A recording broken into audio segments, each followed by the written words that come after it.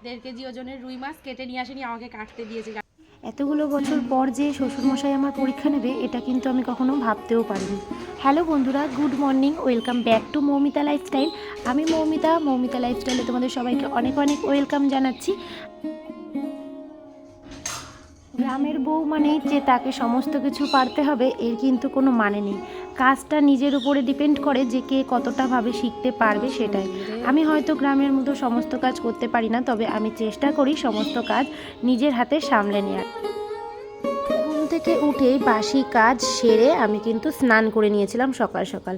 ওই যে আগের দিন বলেছিলাম না, সকালবেলা স্নান করে নিলে কিন্তু অনেকটাই কিন্তু কাজের চাপ কমে যায়, কারণ এই স্নান করতেও কিন্তু অনেকটা সময় লেগে যায়। যেহেতু আমাদের এখন শীতের সময়, ওই স্নান করব কখন করব এই করতে করতে কিন্তু অনেকটা সময় পার হয়ে যায়। ওই জন্য ঘুম থেকে উঠে বাসি কাজ সেরেই কিন্তু স্নানটা কমপ্লিট করে নিই। আর এখন এসেছিলাম উপরের ঘরে বেডটাকে ক্লিন করতে।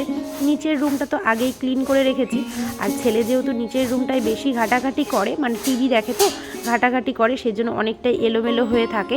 ওই মাঝে মধ্যে গিয়ে গুছিয়ে রেখে আসি, তারপরে আবার যখন নিচে নামি তখন দেখি সেই যেমনটা তেমনই হয়ে গেছে, মানে সমস্ত কিছু এলোমেলো করে ফেলেছে। কিছু করার নেই, যেহেতু ছোট মানুষ।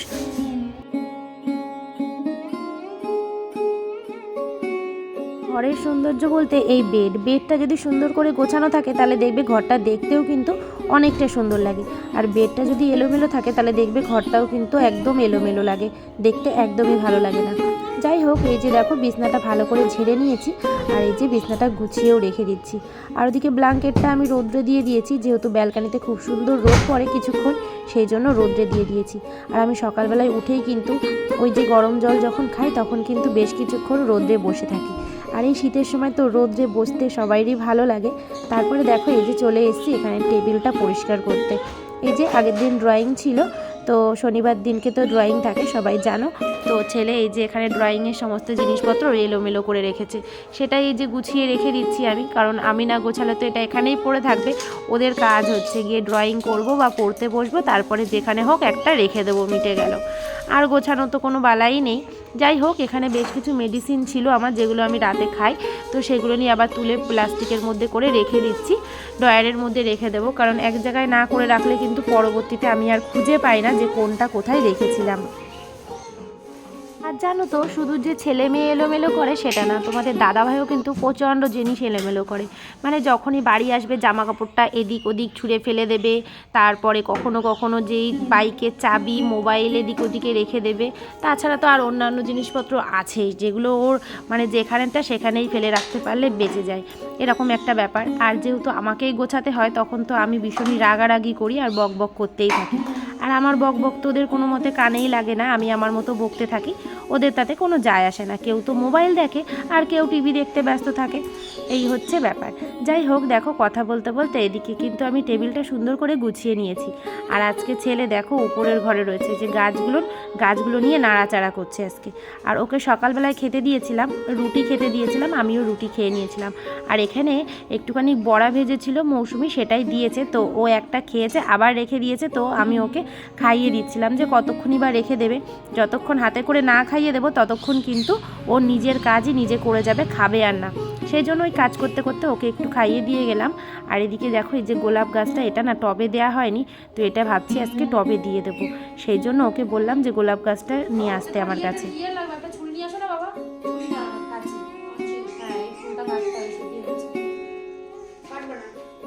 ওই বুনুর যে নীল ইয়েটা ব্যাগটা, ওই ব্যাগের মধ্যে আছে, নিয়ে আসো।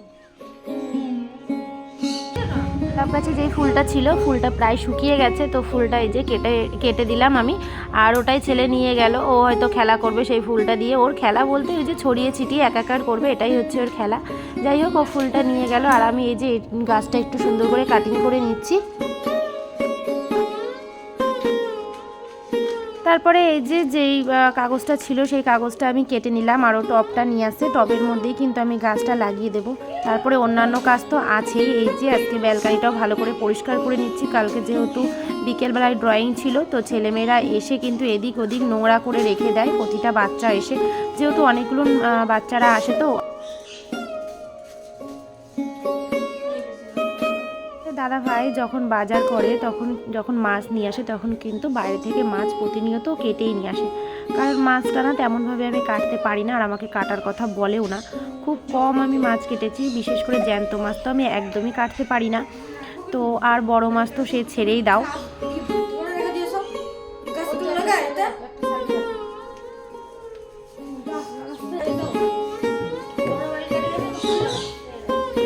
মাছ কাটতে পারি না এমনটাও নয়, মাছ কাটতে পারি তবে খুবই কম, মানে যদি অনেক বড় মাছ হয় তাহলে যেমন কাটতে একটু অসুবিধা হয়, ছোট মাছও কিন্তু কাটতে অনেকটা অসুবিধা হয় যদি জ্যান্ত মাছ থাকে। আমি সেটাই বলছি, ছোট মাছ কাটতে অসুবিধা হয় না, তবে জ্যান্ত মাছ কাটতে অনেক অসুবিধা হয়। তো আমার শ্বশুরমশাই ভালোভাবেই জানে যে বৌমা এটা একদমই পারে না, মানে মাছ কাটতে পারে না, সেই জন্যই উনি আজকে আমার বিশাল বড় একটা পরীক্ষা নিতে চলেছে যে আমি পারি কিনা। প্রথমেই উনি মাছটা এনে আমাকে বলছে, দেখো আজকে শ্বশুরমশাই রুই মাছ নিয়ে এসছে, এই যে 1.5 কেজি ওজনের রুই মাছ কেটে নিয়ে আসেনি, আমাকে কাটতে দিয়েছে। জানি না পারবো কিনা, এটা একটা যুদ্ধ আমার কাছে, দেখি যুদ্ধ জয় করতে পারি কিনা।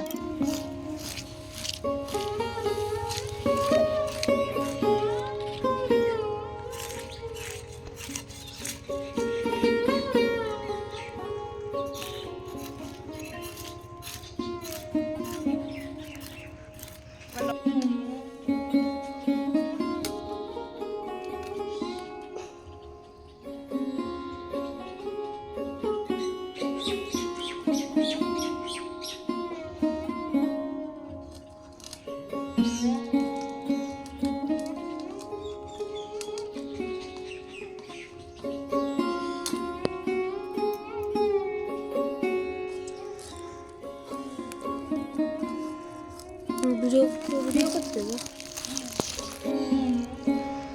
ওর জন্য দুটো মোবাইল নেবে, এটাই তো আসো একটি হ্যাঁ। ওটাই জলে ফেলো তাড়াতাড়ি, যেরকম জলে ফেলো ফেলা দিল। তো ওটা থাকলে মাছ একদম শেষ। ওটা জলে ফেলো। পেরেছি আমি পেরেছি।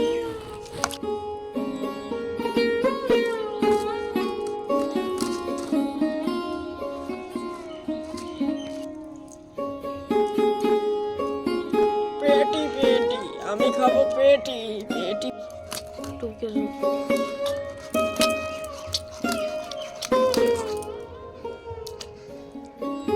এবার বুঝতে পেরেছি মাছটা কেমন করে কাটে। এটা বড় থাকবে, বড়টা খাবো না, আটটুকু বড় করো, টুকরো মাছ হবে ওদের ঘরে জিতিয়ে পেলে। মেশ দেখো যুদ্ধে জয় হয়ে গেছি, আর এই যে মাছ এখানে কন্টেনারে ভরে রেখে দিলাম, ধুয়ে নিয়ে চলে এসেছি একদম ছাদের থেকে। তো এই যে এই কটা রেখে দিচ্ছি ফ্রিজের মধ্যে, আর গরম গরম এখন ভাত দিয়ে খাওয়ার জন্য বেশ কয়েকটা ভেজে নেব।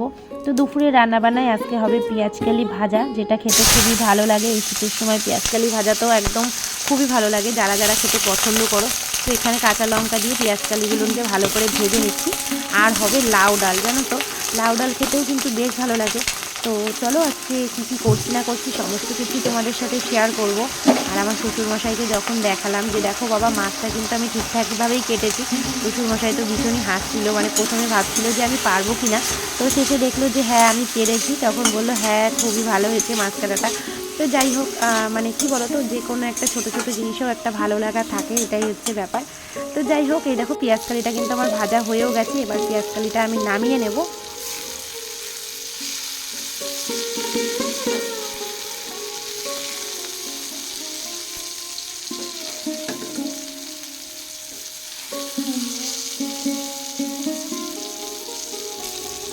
আর আজকে তো মেয়ে বাড়িতে নেই, বারে বারে মনে পড়ছিল ওর কথা, তো অনেকবারই ফোন করেছি ওই বাড়িতে, ওর সাথে কথা বললাম, ভিডিও কলে কথা বললাম।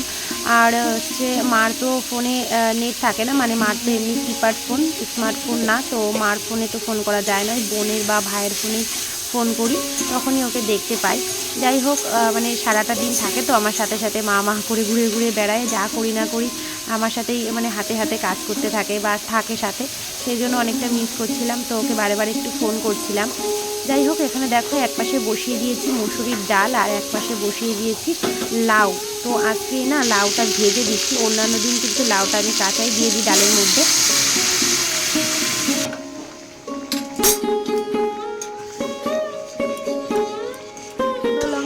তেজপাতা আর 5 ফোড়ন দিয়েছিলাম, আর দিয়েছিলাম কাঁচা লঙ্কা, এছাড়া কিছুই দিইনি আমি। আর এদিকে দেখো এই যে ভাতটাও আমি বসিয়ে দিচ্ছি। এর মধ্যে তোমাদের দাদাভাইও কিন্তু চলে এসেছে। আমার যখন মাছ কাটা শেষ হয়েছে তখনই কিন্তু তোমাদের দাদাভাই চলে এসেছিলো। তো এদিকে দেখো এই যে ডালটা কিন্তু আমি নামিয়েও নিয়েছি। আর এদিকে এই যে ছেলেকে একটুখানি ডাল দিয়ে দিয়েছি। ও অবশ্য লাউগুলো খাবে না, শুধু ডালটাই খাবে, তো চামচ দিয়ে দিয়েছি গরম গরম ডালটা খাবে বলে।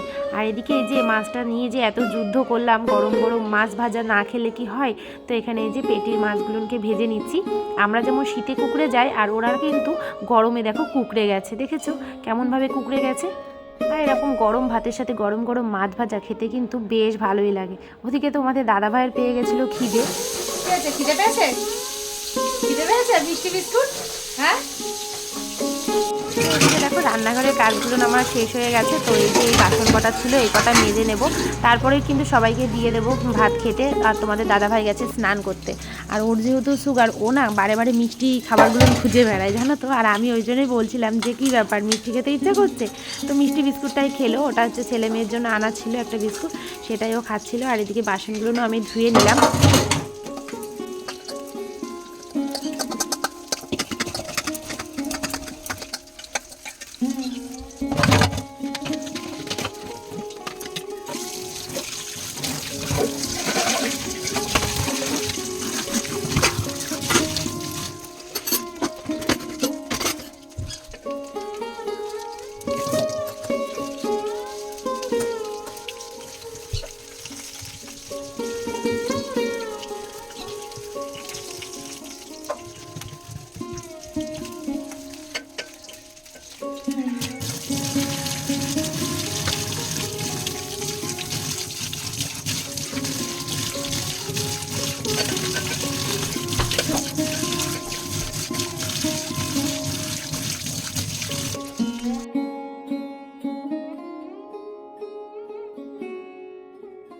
কি কার? ও ওই তো এমনি দিয়েছিলাম পাতা টাতা, পাতা, তারপরে হচ্ছে হলুদ দিয়েছি প্রথমে, তারপরে পাতা দিয়েছি।